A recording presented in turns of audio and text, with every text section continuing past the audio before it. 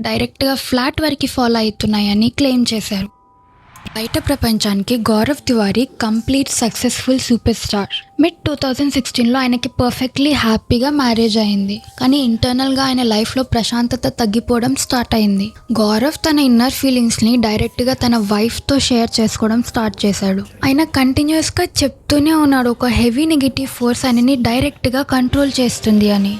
ఎంత fight back చేయాలని try చేసినా ఆయన రీసెంట్గా వెళ్ళిన ఇన్వెస్టిగేషన్స్ నుంచి డార్క్ ఎలిమెంట్స్ ఆయనని డైరెక్ట్గా ఫ్లాట్ వరకు ఫాలో అవుతున్నాయని క్లెయిమ్ చేశారు.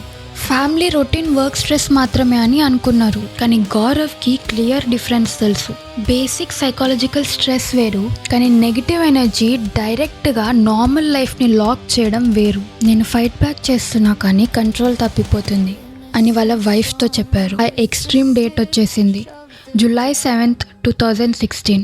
తన బాత్రూంలో అసలు ఏం జరిగింది?